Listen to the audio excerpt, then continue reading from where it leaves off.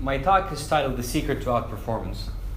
I'm going to give you the secret in a little bit. Well, so it's finding a system that works for you. But I think this is one of the things that many people who are in your positions today, thinking about what they want to do after school, one of the questions that are or should be crossing your minds around this time. So a little bit about what I do. I am the founder and managing partner at Mayotte Capital, and we invest in global securities markets, mostly on the equity side, and we consider ourselves value investors. And I've been doing this professionally for the past 15 years, or 15th year now. Most of our investments are in developed markets, like I said, and mostly in equities. And I'll talk a little bit about our strategy later in the presentation. But I think one of the things that we focus a lot on is always trying to think of issues like cognitive and behavioral biases, issues that come to the core of what I think is the underlying reasons why a strategy, in our case value investing, works. This is a very interesting quote from this martial arts master. He says, if you have to compare martial arts, then compare them as a mountain to a river. And then he says, the mountain should not look down on the river because it's flowy, and the river should not make fun of the mountain because it can't dance and move. Martial arts should be compared in terms of what they do offer instead of in terms of what they do not. And I think this is a very interesting analogy to investment strategies. And the reason I think this is a very good analogy is we have cases across time in many countries. We've got 3 up here of very different yet very successful investment strategies. And I think one of the mistakes that many people in my position make when they come and speak to you here is try to convince them that their strategy is the right one or the one that you should pursue. And instead, what I'm going to try and tell you today is not to just follow this person or that person, but try to find the one that really works for you. And I really think the key, or at least the thing that is least appreciated in picking an investment strategy, is that personal aspect. And I'm going to address it in a little bit. But we've got 3 very successful, very wealthy investors, track records over multiple decades. Obviously, we can go on with many other examples, following 3 different strategies. And so there are many ways to skin this cat. This is how I think of a successful investment strategy. So in order for a strategy to be successful for you, in order for you to have, or basically a framework for you to think about which strategy you should pursue, I think of 3 aspects that would make it successful to you. The first one is obviously it needs to make money. So obviously, if there's a strategy that doesn't make money, like coin flipping, for example, then it won't work as a strategy for you. So that's easy. That's the easy part. The second part is the strategy actually implementable?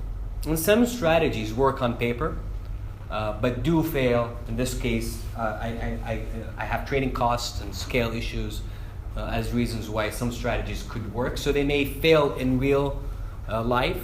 A lot of micro-cap strategies are like that. The bid-ask spreads are just too wide, or the cost of trading is too big. And once actually implemented in real life, they're not so great. And the other part is, again, same example with some micro and small cap strategies, that they're not scalable.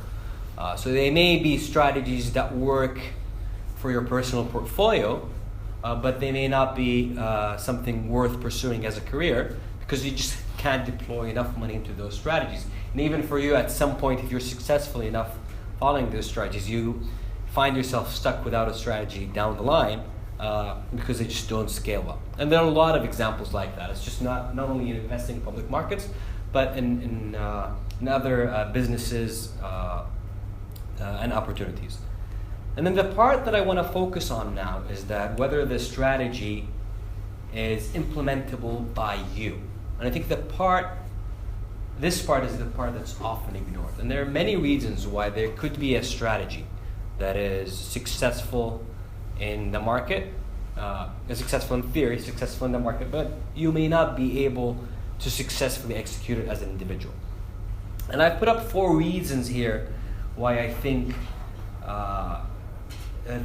strategies that could be successful for someone else may not be successful for you, but they're just 4 examples. There are probably more reasons. So, for example, Soros and Simons, if I wanted to follow in their footsteps and follow their strategy, I think I'd fail because I don't think I have the skills or the tools to copy them. So I don't think I have the macroeconomic understanding that Soros has, so I don't have the skill to follow his strategy. And I don't think I have the tools in terms of technology and a bunch of rocket scientists sitting with me developing algorithms that Simons has in implementing his strategy. So without these 2, I'd fail in copying them. And the other 2 that I think are very important are the psychology and enjoyment. The psychology part is very interesting because I'm of the belief that a big chunk of basically inefficiencies that can be exploited by active investors and generate alpha in the market have a very big component of them due to inefficiencies that are driven by behavioral biases.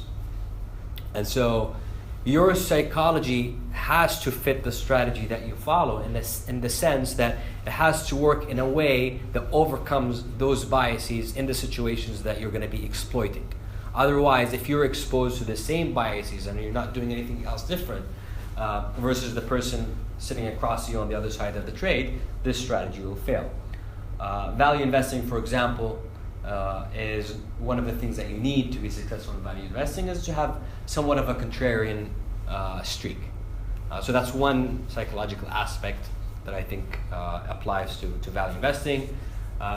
Some strategies require very active trading on a daily basis, hourly basis, things like that. And you may not have the psychology for that type of strategy. You may prefer to sit around and read and understand things. And so I think the fit between your psychology and the strategy that you pick is extremely important. And the last part that I have here is that the strategy also has to be enjoyable. And the reason I say the strategy has to be enjoyable is twofold. One, most strategies will require a lot of work on an ongoing basis in terms of improvement for 2 reasons. One, the market eventually catches up to the first thing that you discovered worked. So you have to continuously improve, continuously find new things that work within that strategy. And unless you enjoy it, you're not going to want to invest that R&D basically in developing the strategy on an ongoing basis. The other reason I think enjoyable is important for implementing successful investment strategy is that life is just too short. And you should not sit around every day of your life doing something that you hate. And by the way, work is the largest component of your day. So I think that in and of itself is a worthy reason. So what strategy is better? The strategy that fits you. So think of that framework and try to see which strategies fit. And for me, I got very lucky in that I got exposed to value investing very early on, and it just clicked, and it turned out to fit all these boxes. But I didn't think about it in those terms at the time. But I think it's okay if you don't find the strategy that works on day one. It doesn't have to be something that you wake up one day and it's something that you think is the best, most amazing thing that ever happened to you. And I think exploration and trying to play around and talk to people and then just experiment with things is a good way of learning more about yourself and what works for you. And if you find yourself in a position where it's not working, then really one of these things may be an issue, the skill, the psychology, the enjoyment, and that's a signal. Listen to yourself and make a change if it doesn't work. Now, I'm going to tell you about my journey and how I ended up doing what I'm doing. Then hopefully we'll have some time for Q&A in the end. So this is a bookstore called the Harvard Bookstore. It's in Cambridge, Massachusetts. It's right outside Harvard Yard. And one day in the year 2000, I was walking with a friend of mine, and he had just taken a course with Merrill Lynch over the summer and on investing and stocks and things like that. And he was telling me about investing. He mentioned this guy that he heard about called Warren Buffett, and that he's cool, and I should look him up and find the book. So I went to the Harvard Bookstore based on his recommendation. At the time, I was an engineering student at MIT. I knew a thing or two about investing because I was interested in banking and finance, but I didn't know enough. So I walked in and I bought 4 books. And those are the 4 books that I bought. One Up on Wall Street by Peter Lynch, who at the time had only recently retired from running Magellan at Fidelity, has one of the best track records in the mutual fund industry, the Warren Buffett way. And then the two other books are Technical Analysis and Day Trade Online. And it was the year 2000, so everybody was day trading online. I never read the last 2 books.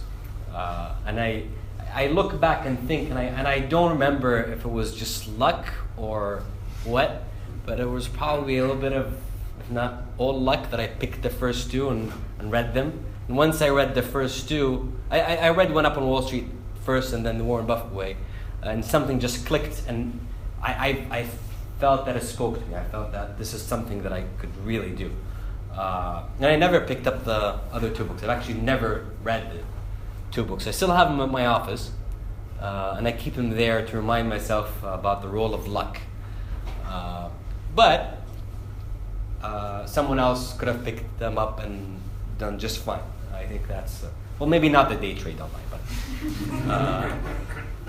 So that's what happened to me, and I started reading about value investing and everything that I could get my hands on. And I think something very important is, obviously you know that reading is important, but I think reading about the experiences of others can help you shorten the journey in trying to find the strategy that's going to work for you.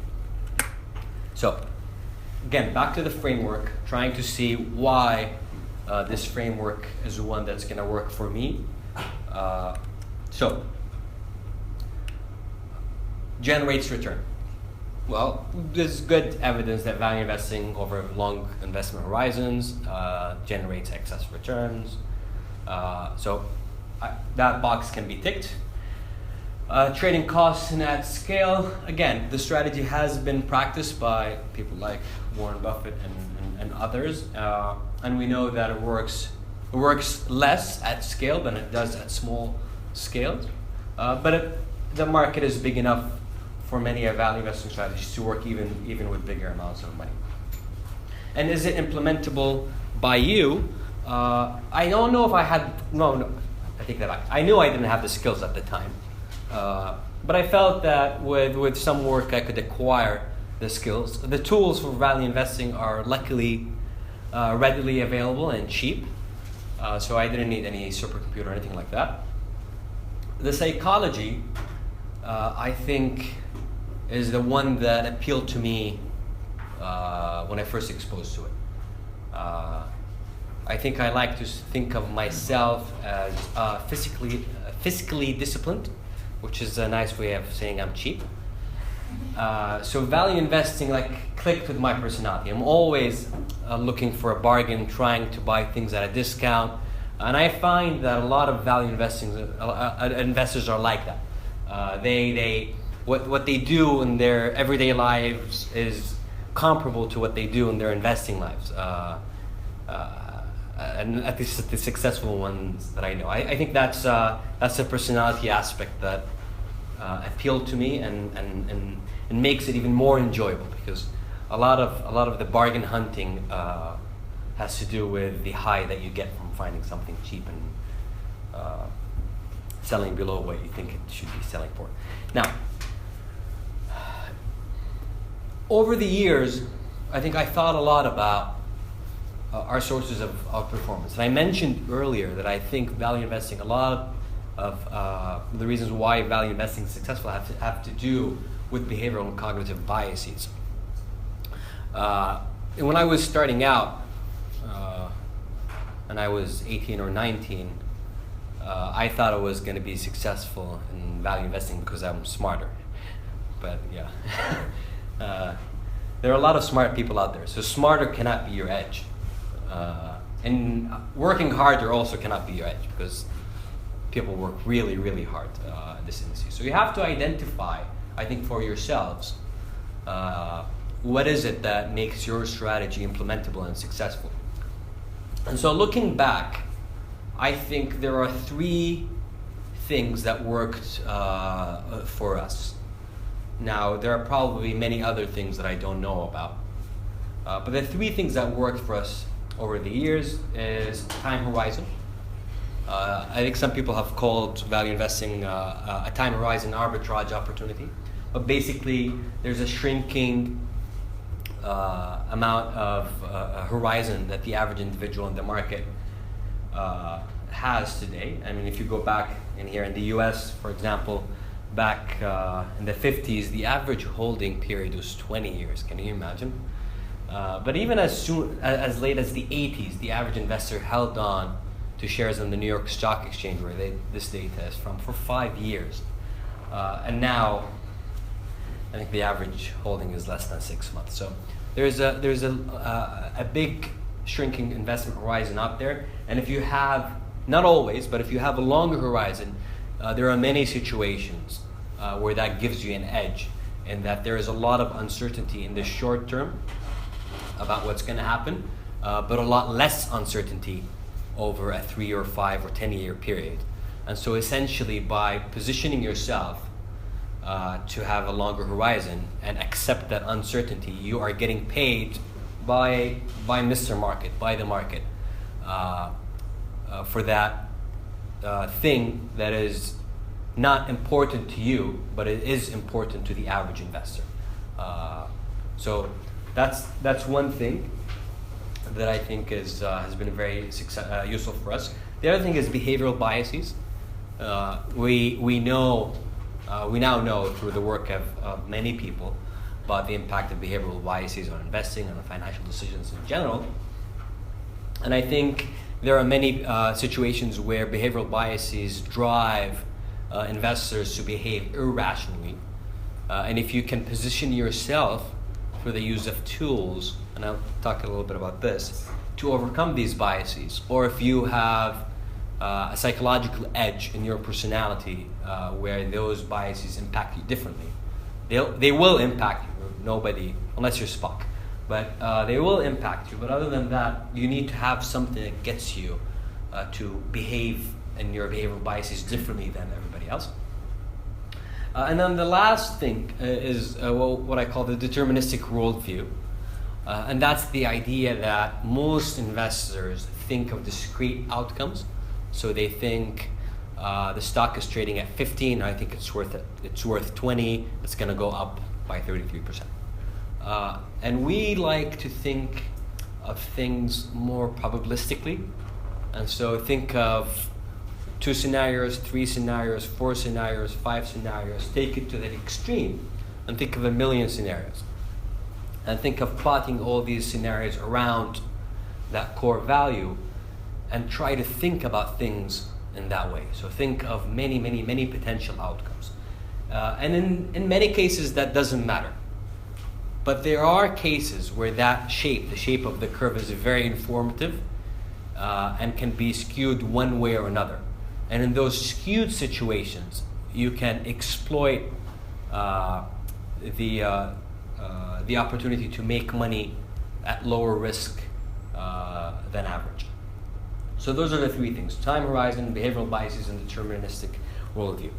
And this is how we've dealt with them. Again, this is our strategy exploiting it, but I'm sure there are other ways of exploiting those inefficiencies under different strategies. So the first one is the time horizon. That's the easy one. You need to have a longer horizon. How do you do it? Well, ignore short-term questions. People find this really hard, but I believe that that's the only way. If you try to say, I want to do well in the short term and in the long term, you'll fail. So you have to handicap yourself. You have to basically put yourself at what looks like a disadvantage by refusing to think about the short term. And that gives you a clearer mind to think about the long term. The second thing is a longer holding period, and that's something that you have to, again, build over time until it becomes an expectation for you. If you're managing money for others especially, that's very important because that drives their expectations, which psychologically impacts you. So once you become a fund manager that's known to have a holding period of 5 years or 6 years or 7 years, you will find that psychologically you as an investor, when you're trying to make a decision that involves a 6-month or 1 year horizon, you kind of feel something wrong because that external image of people about who your identity is, what your identity is, it starts to impact you and influence your decision, in this case in a positive way. So basically, in a sense, you're faking it until you make it, right? And the last one is selecting like-minded investors. And I think this is really hard, if you're managing money for others, especially in today's world. Because you're also running a business, right? And you want to grow and you want to make money. But I think there's a balance that you need to find.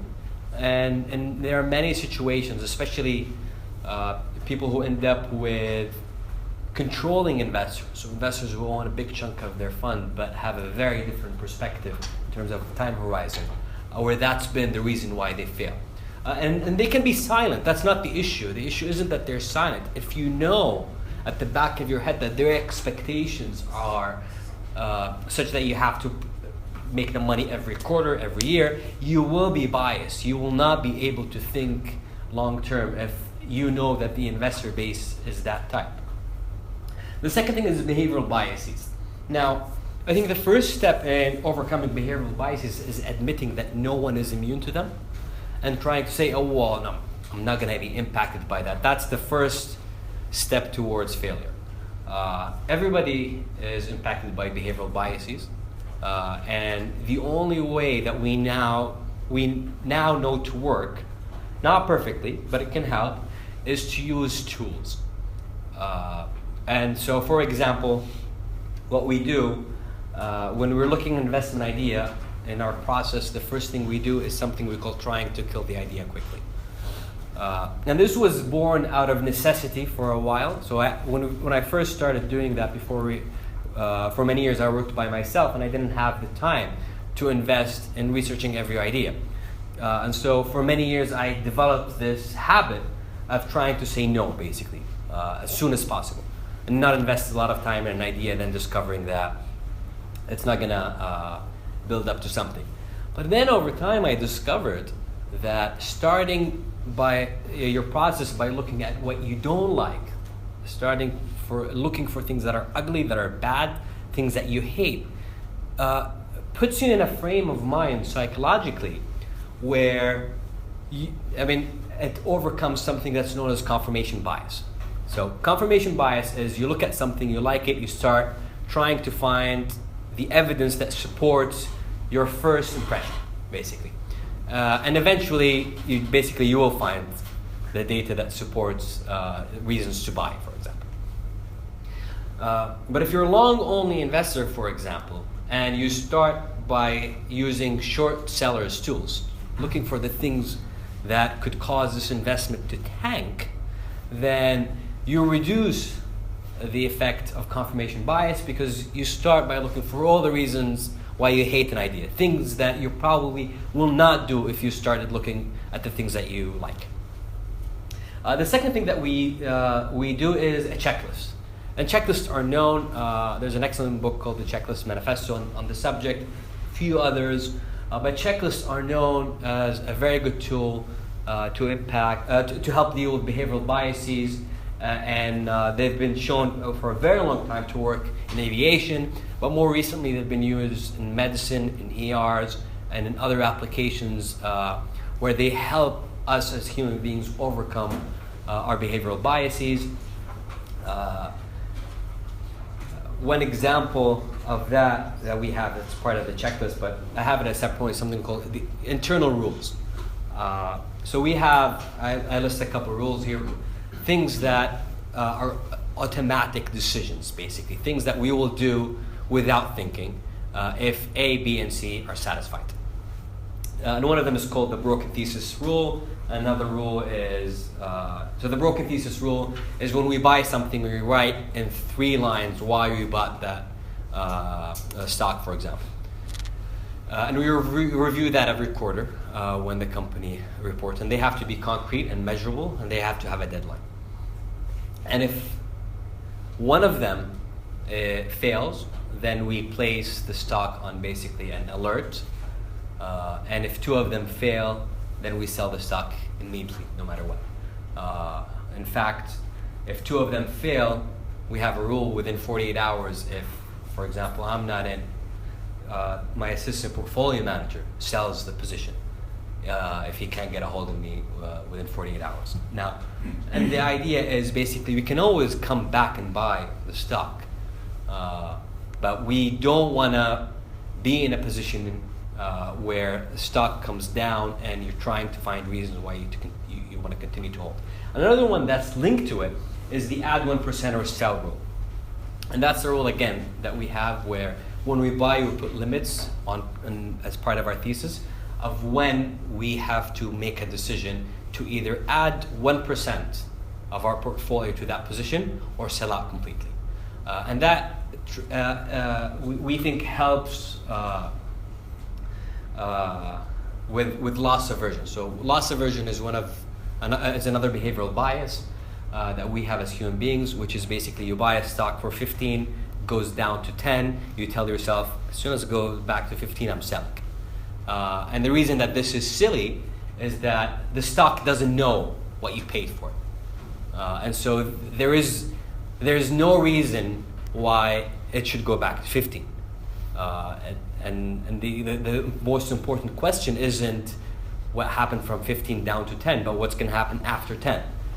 So is this stock from 10 to 15, in order for it to go from 10 to 15, you need it to go up by 50%. Is this stock going to go up by 50%? Is it going to do better than every other investment opportunity out there? Forget about what happened in the past. And if it is more likely to do well, then we should be able to add 100 basis points, 1% of the portfolio to that position.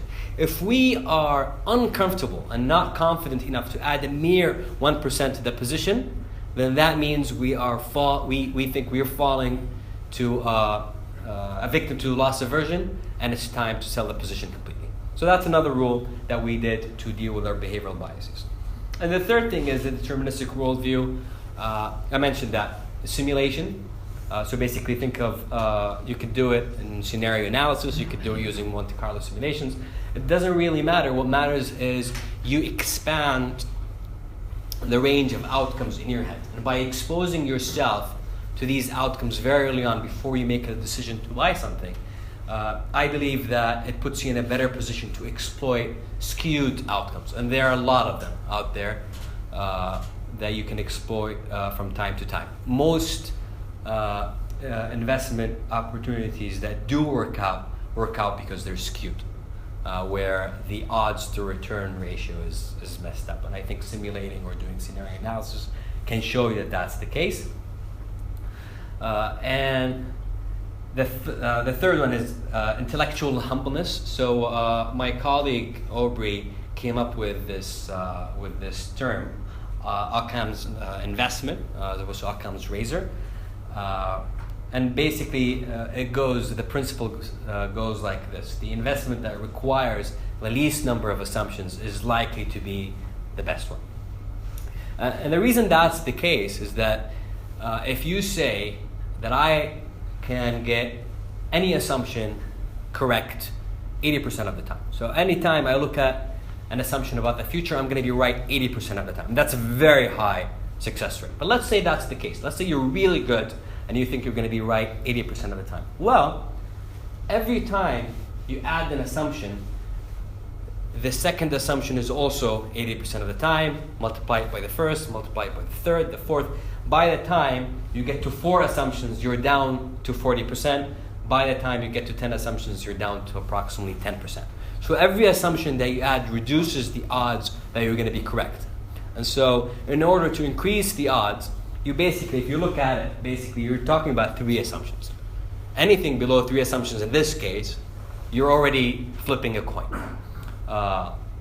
And so have the intellectual humbleness to know that you're not going to be able to predict all these variables in your fancy Excel model for the next 10 years. And I'll leave you with this quote from Guy Spear, who I believe is going to be coming here at some point to speak. Great guy. And Guy, in his book, The Education of a Value Investor, I think is an excellent book to read. And he says, instead of trying to compete with Buffett, I should focus on the real opportunity, which is to become the best version of Guy Spear that I can be. Thank you.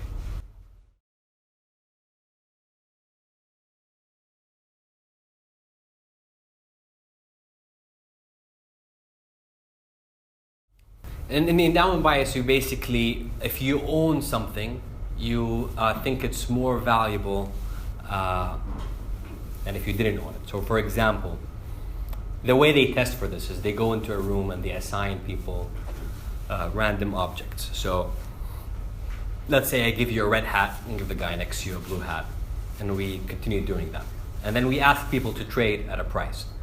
And if you do that, most people assign a higher value to the item that they have than the item that the other person has, even though, in the case of the experiment, they know it was randomly distributed. Just the fact that you owned it makes you think it's worth more. In the case of an investment, if I come to you, if you already own a stock, you are more likely to think that it's going to perform better than if you didn't own it. And so at any moment in time, if I come to you and I say, well, you've got Ford in your portfolio. Do you think Ford is going to do well over the next year? What's your expectation? You're more likely to think it's going to outperform if you owned it than if you just sold it yesterday or didn't own it. Whereas the reality is whether you own it or not should not have an impact on your objective expectation of the stock. And that's the endowment effect.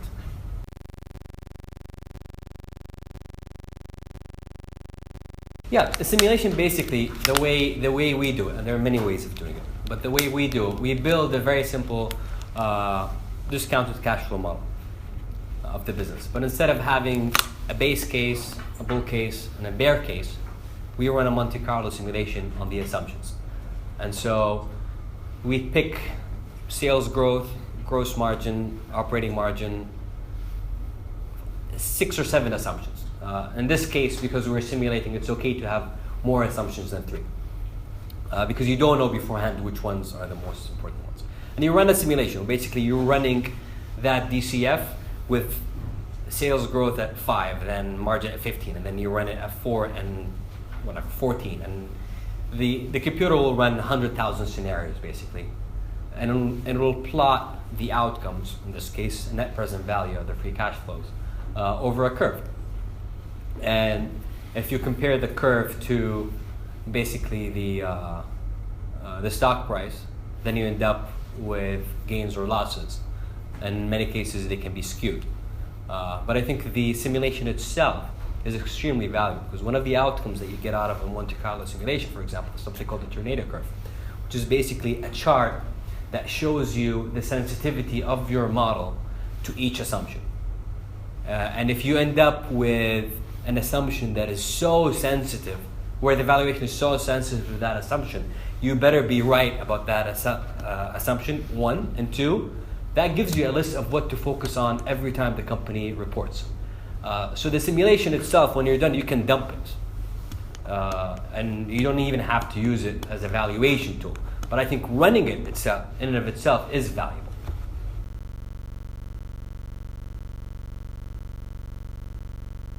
Okay, so the first slice for us is basically getting an idea through the door.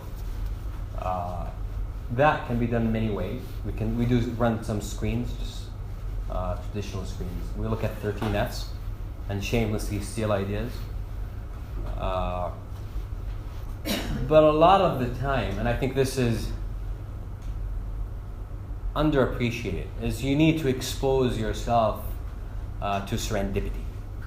And that means reading things that you may not think are important, and talking to people that you may not think are going to add much to your investment career, and things like that. And every now and then, something lucky happens and you get exposed to it. So that's the first slice that gets you in. And then once we do that, like I said, our first part of the process is trying to kill the idea. So we run two kinds of tests. The first one is a quantitative set, and that's looking at things basically in accounting. So financial statements that look funny, either because the business is bad or that there's some evidence of accounting manipulation or things like that. So we're looking for financial red flags there.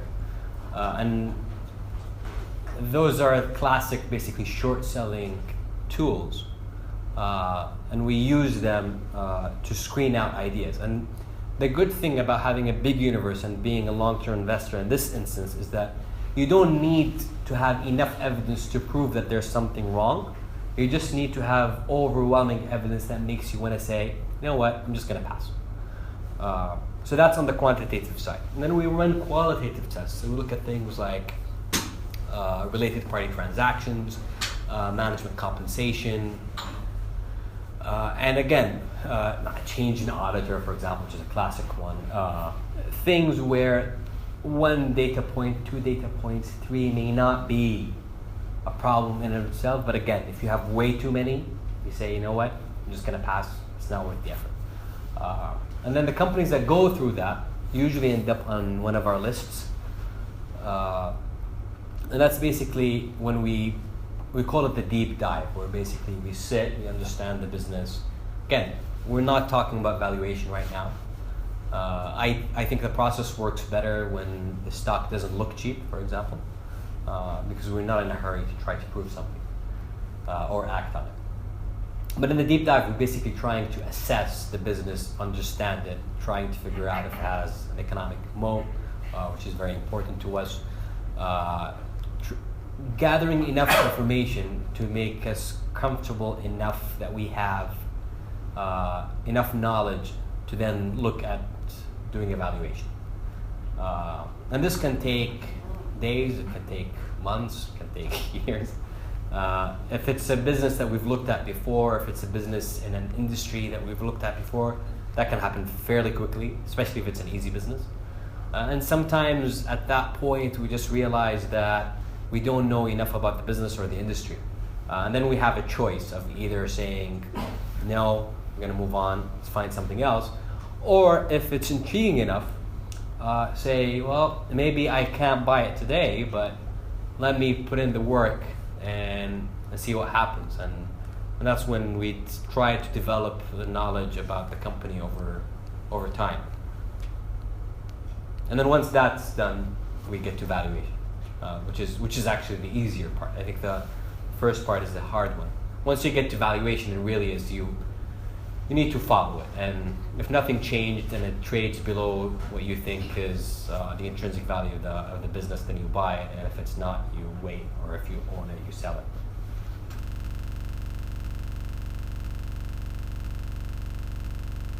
I think when you're starting out, unfortunately, you need to do more of both. So you're still developing your basic skills and trying to find businesses and trying to figure out what type of businesses you like or want to buy. There's that. And the other thing is, if you do it long enough, you start to have basically a library in your head of business models and companies. And so you either look at a company for the first time and say, I've seen this business model before, it sounds familiar, or I know this industry, I know a competitor, or in many cases you've seen the company before or owned it before. You end up recycling investment ideas too. So I think that there's that element. I think the challenge as you move on with your career is to continue to develop yourself. I think that's the challenge. A lot of people just get stuck in the day to day and don't read, don't develop themselves enough. So I think that's the big one. But I mean, we were talking about this earlier. You learn so much just by getting exposed to a new company. And if you do this enough, I think Peter Lynch once said this is a game of looking under rocks. You become more successful by looking under and flipping more rocks. So, I mean, that's what it is. On the other hand, you can't look at every company under the sun.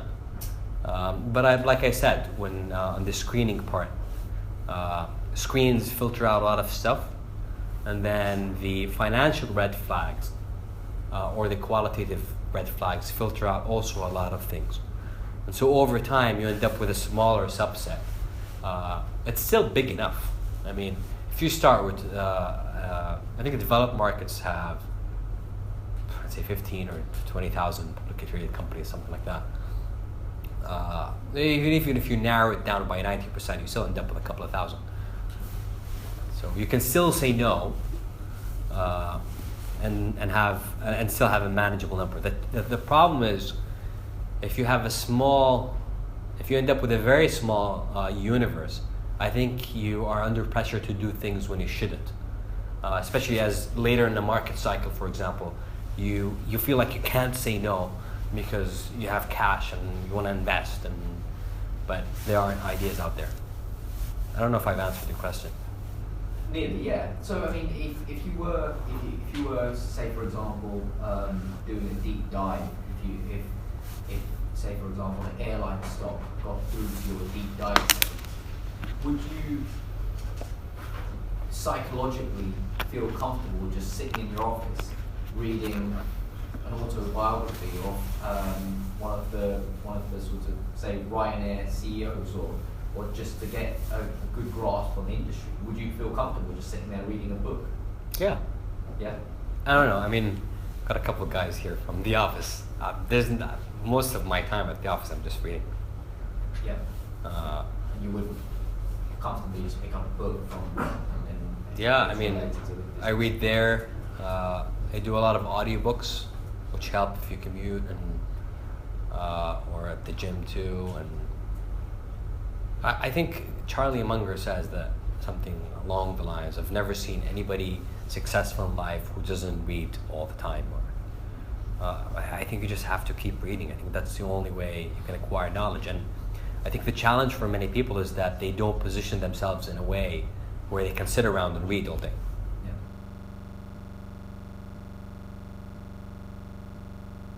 So it's not a walk in the park, and I think the fewer assumptions, the better.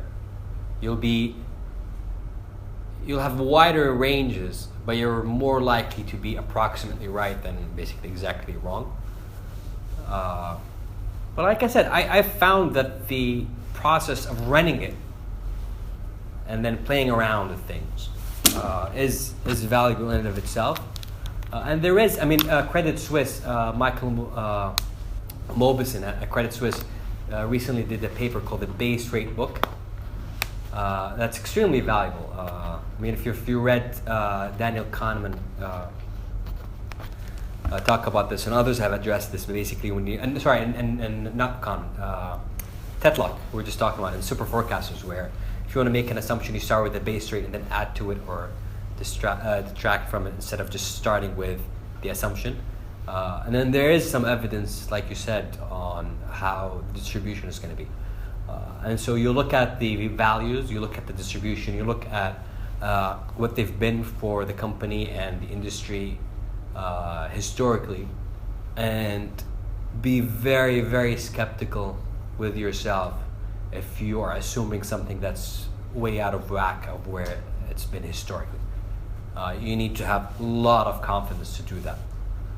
And so in most cases, we end up just sticking with history and just seeing what happens if you do this or you do that, and see how sensitive it is, and try to understand the impact of each variable on the valuation. as opposed to taking the valuation itself as gospel.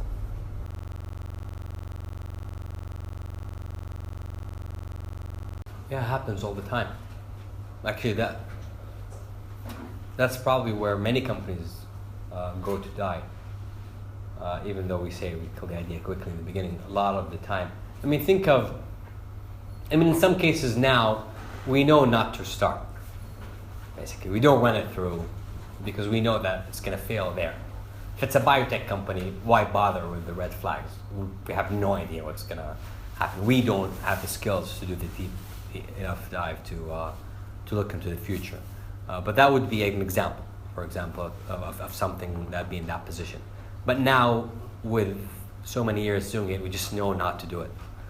But then sometimes you look at a company and we can't figure out why the margin behaves in a certain way, for example. And you have companies where the margin is all over the place, and unless we can predict it, we say no and pass. Good example. Cyclical companies, for example. You have to know the cycle. You have to know, in many cases, the price, the cost curve of the material, things like that. And if you don't have that information, really, you shouldn't bother.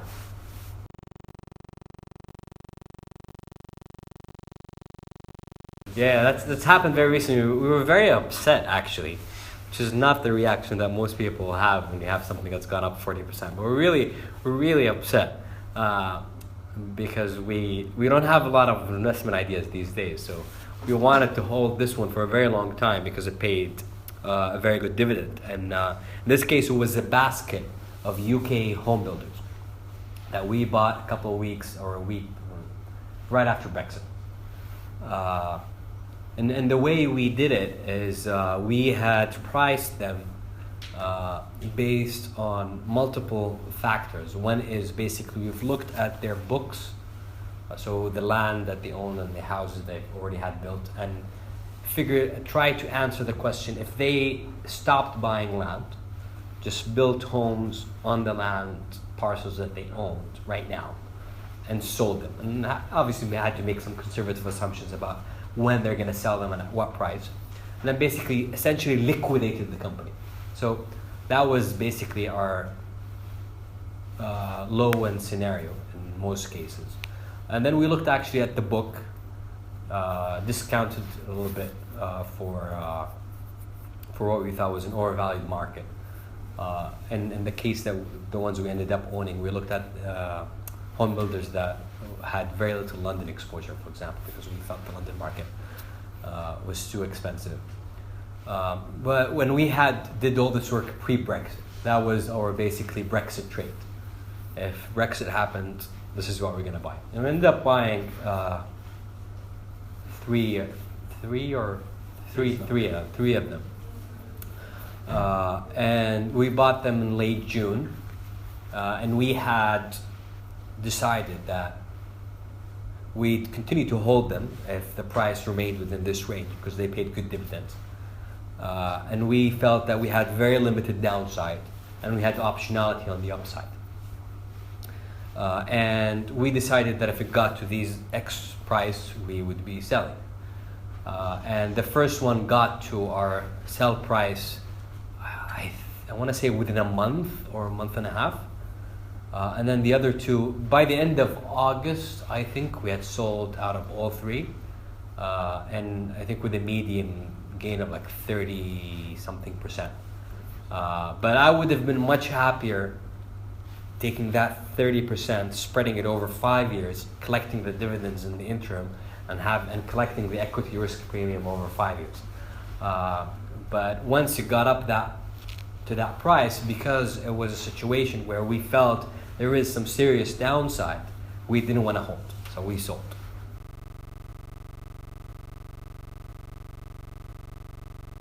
We typically have between 20 and 30, and the top 10 are usually anywhere between 50 to 65% of the portfolio. At times we have, I think today we're down to 20 or 19 or something like that. And historically, over a market cycle, we'd have more positions in cheaper markets because there are a lot of ideas, and there is no point concentrating your portfolio in, again, 30 or 35 is still concentrated, but there's no point not diversifying if you can find ideas every day. And later in the cycle, the ideas I think are harder to get about. Then you have to accept more concentration. Do you have a limit to swing the position? We usually never buy above 10. Most of our positions we start with are between 2.5% and 5% of portfolio. Happy to let them go up to 10%, and we usually start trimming around 10 or thereabout. If the rest of your portfolio is behaving well, and because the things we own are not gonna be huge home runs all the time, it's very rare to have something grow to much bigger than that, where the performance is such an outlier that it becomes 20%. But do you hedge market risk? No. I think our job is what we tell our investors is we try to outperform the market at lower risk, and we measure, and by saying lower risk, we mean two things. So we want to be able to outperform in down markets. So whenever you have a month, a quarter, or a year where the market is down, we want the majority of those situations to be outperformance situations. And I think we have done more than 70 or 75%. 72% of those markets we'd outperform. So that to me is the most important one. And then the second one, which people care about, I don't necessarily care about, is volatility and beta. But in those, we've been about 20% less volatile and having a portfolio with a beta that's 20 or 15%, or we've been about 0.8 or so. How do you measure risk? I measure it in downside scenarios. That's how I personally do it. But basically, yeah, if we can do a little bit better than the market and do it at a lot less risk, then I'm happy.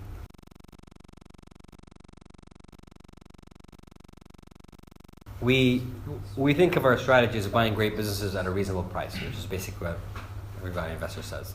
And for us, great business is 6 things: an economic moat, a strong financial position, the balance sheet,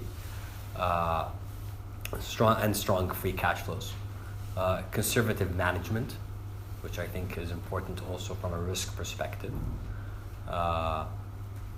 and a long-term future that we think is bright and also extremely likely. And having the moat or competitive advantage makes it more likely, I think, to be in a position to predict the future. Because, for example, if you look at companies that have higher returns on capital, then there's a subset of them in certain industries where that return on capital is also very sticky. So it doesn't revert to the mean. So we want to be in that position because that helps you forecast the future if there is no mean reversion. And then I think the price that you pay, having a margin of safety or paying below intrinsic value, also helps in creating a situation where, I mean, even if in a normally distributed intrinsic value, if you bought below, from your point of view, the returns are skewed to the upside. And if you have skewed returns, then you should have a portfolio that's less risky. And again, you're not going to be right in every single one. You have to think of it probabilistically. I think if I own a bunch of those things and they have this character, then on average, I'm going to do this. I'm going to do well.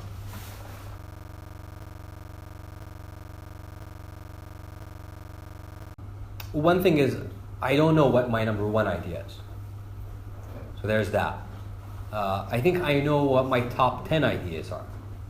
So I think in a perfect world, in a steady state, I'll probably end up with 10 ideas. But you're never in a perfect world and never in a steady state. So a lot of the positions that we have that are smaller are positions that we are building up to bigger positions or selling out of bigger positions. So we tend to do our buying and selling slightly over time instead of one-off. And the reason that's the case is there is good evidence that, I know in our history we've bought too early and sold too soon almost every time. And so one way to deal with it, which is basically a momentum effect really, which is very well documented.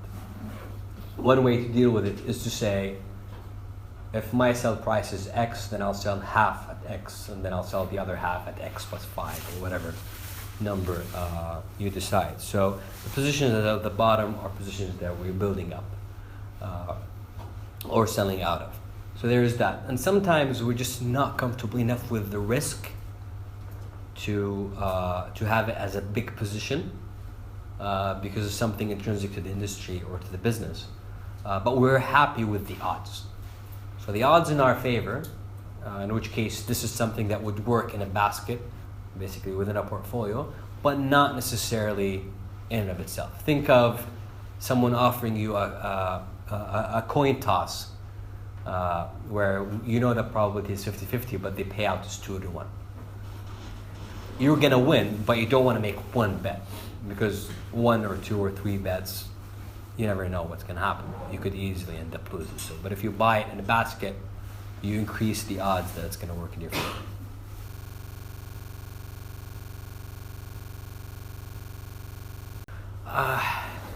I can't think of anything now that I would characterize as cheap. I think for the past couple of years, we've been able to find opportunities here and there, but they're few and far between, and they're very hard to find. And that is what happens basically later in a market cycle. But you've had periods like last year, 2016, there was a period between January and February when the market went down by double digits. I think over the following 4 months ended up, I think MSCI was down 15% or 17%, which is not massive, but it didn't happen evenly. And that exposed certain industries and certain geographies to being cheaper, at least, if not cheap. Another one which, you have extreme cases like, I remember, I think it was August 24th, 2015, when there was the news from China and everybody freaked out. And I think the Dow at some point was down, let's say 11 or 12%. It was just within the first 2 hours, I think the market went insane. And I remember we actually never ended up buying anything that day, even though I sat there buying, but the recovery happened so quickly. I was chasing the market up and none of our orders went through, which made me really upset. And that's why I remember the day so well. Because a lot of the companies on our list hit those targets, but there are so many of them that I wasn't able to execute actually. I kept chasing it. So that was one, for example, 2011, the summer of 2011, which is not that long ago, was an excellent buying market. During the European crisis, there were a lot of European markets that were cheap. So it happens. It happens every now and then, enough for it to be worth waiting for.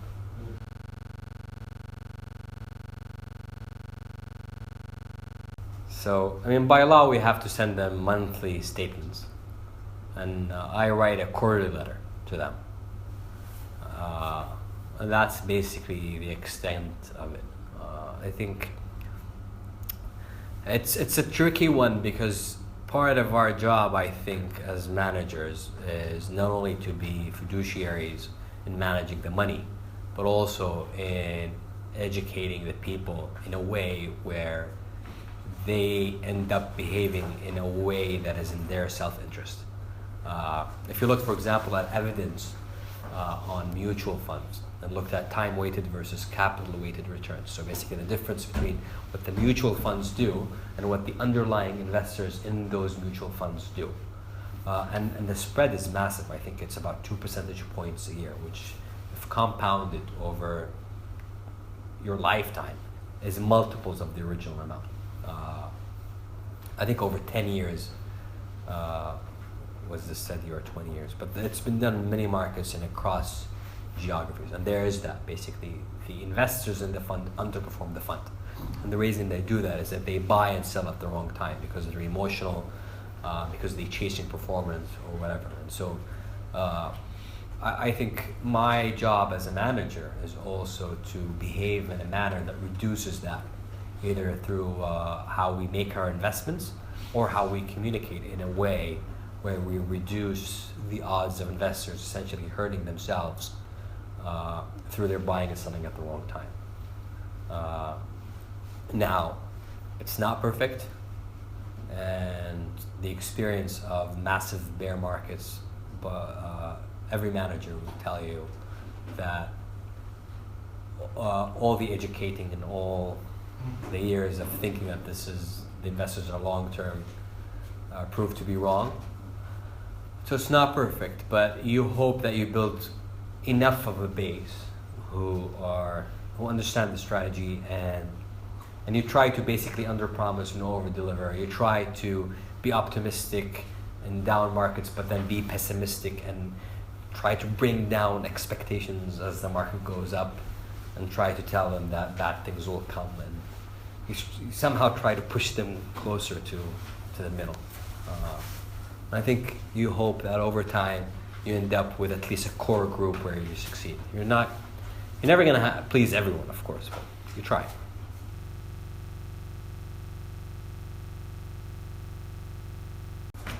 There aren't many opportunities now. Nothing broad that I can say go to this geography and ye shall find. But the trick is to try to do the work now on companies that you wish to buy at a certain price. So now is the time to do the R&D, basically. Find businesses that you like, how much they're worth, know enough about them, build up your wish list, and be ready to act when you have a market dislocation. And you don't necessarily need, history tells us that you can have geographies behave differently, you can have short-term moves, at the extreme, a couple of hours, like I mentioned.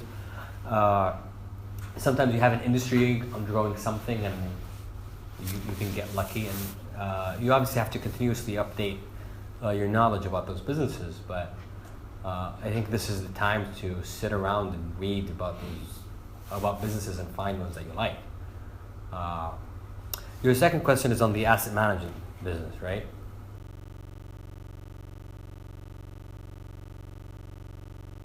Obviously the biggest challenge, let's be positive, for the asset management industry right now is indexing. And I think the move to passive is doing multiple things. One is obviously reducing the active base that you can attract in terms of dollars as a fund manager, an active fund manager. That's part of it. The second part, which is also happening, is that it puts pressure on fees. And I think the odds are fees will come down over time.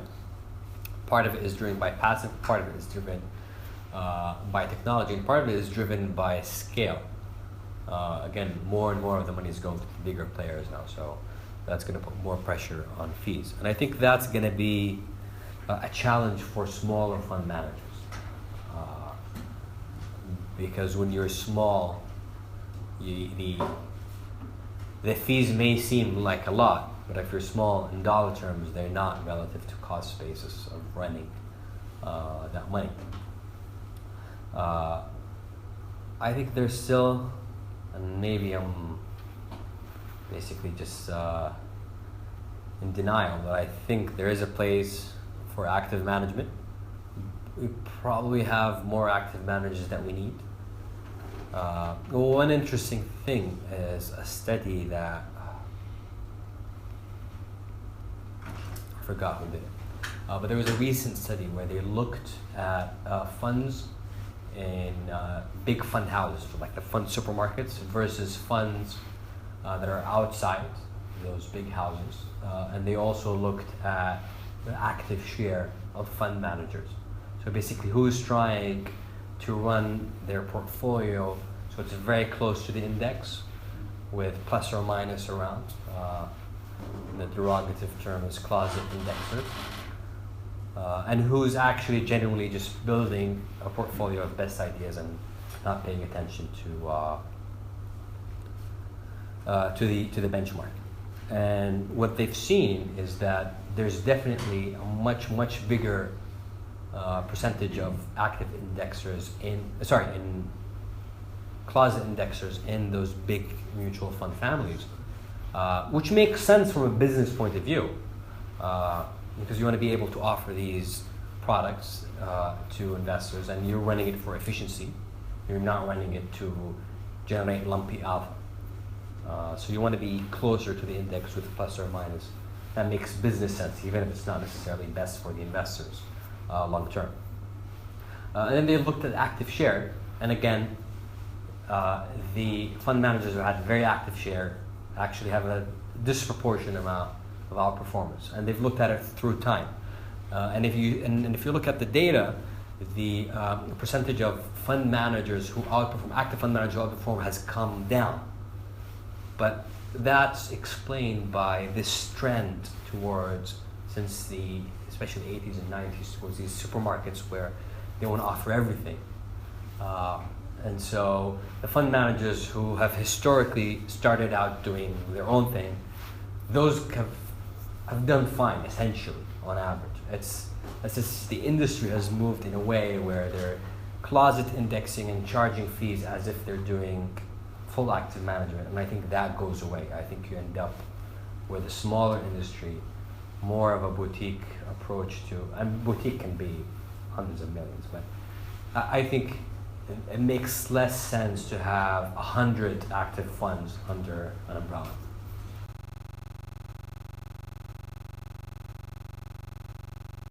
So I think the first thing that I recommend is to find someone who's actually following that strategy that you picked, or a group of people, and try to work for them.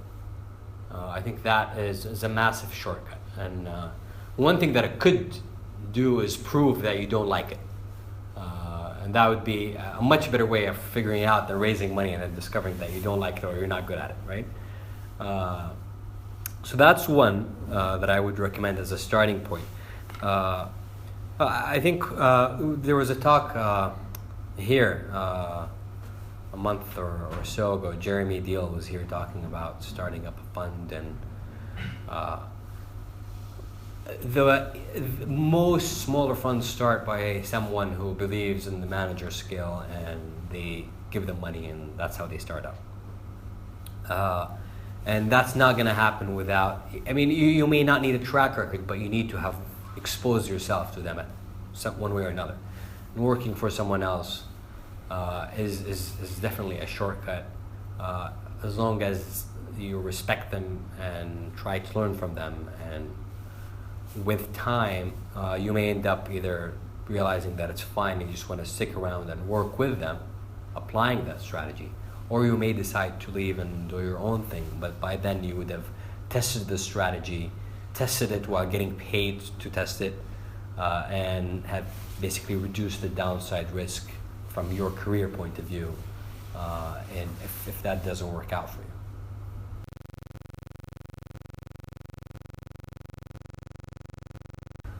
One piece of advice that I got that I benefit a lot from is to have as one of your top goals to increase your runway.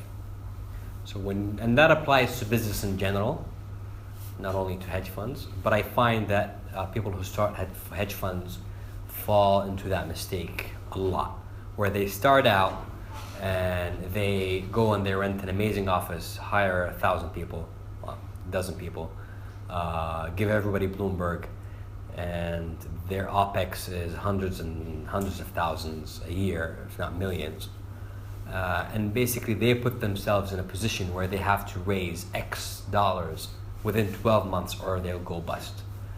And that's not a robust way of building a business.